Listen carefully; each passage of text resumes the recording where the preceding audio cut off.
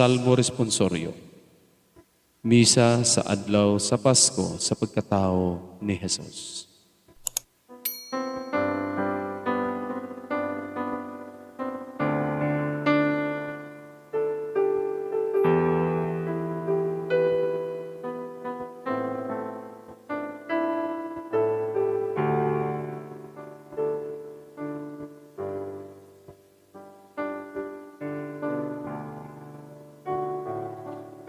Tanang kautlanan sa yuta, nakakita sa makaluwas na gawin sa Diyos.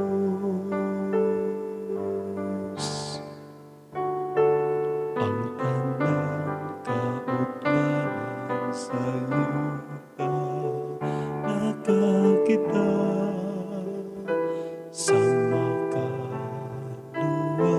nga gahom sa Diyos. Awiti ang Ginoo o bagong awit,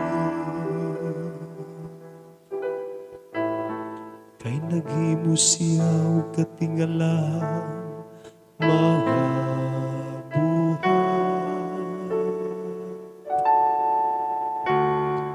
Ang iyang tuong kamot nakakabot og kadaugan alang kaniya. Ang iyang balat nga bukton, ang tanang kautlanan sa yuta, nakakita sa makaluwas nga gahom sa Diyos.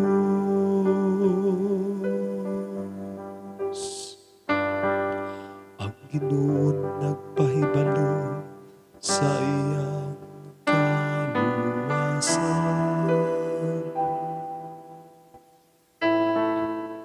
sa tubangan sa kanasuran, iyang gipahayag ang iyang katarong.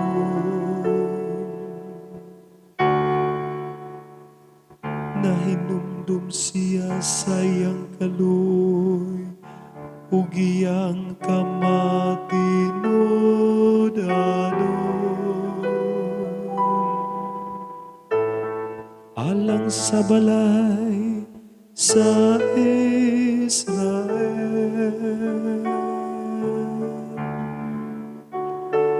Ang tanang kautlanan sa yuta, nakakita sa makaluwas nga gahom sa Diyos.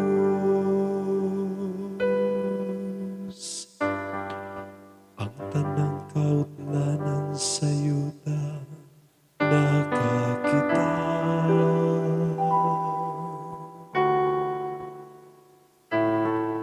sa kaluwasan nga gihimo sa atong Dios.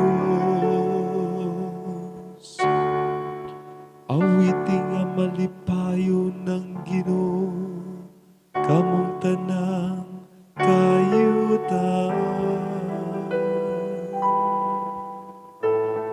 Singgit kamo sa pag-awit, awit nga pagdaig. Ang tanang kautlanan sa yuta, nakakita sa makaluwas nga gahom sa Diyos. Awitig pagdaig ang Ginoo diha sa alpa.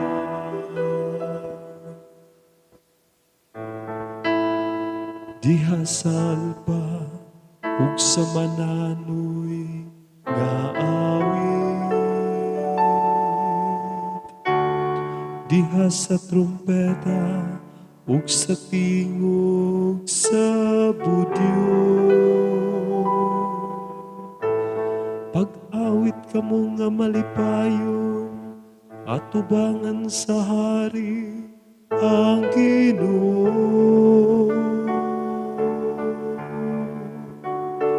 Ang tanang kautlanan sa Yuda nakakita sa makaluwas nga gahom sa Dios. Ang tanang kautlanan sa Yuda nakakita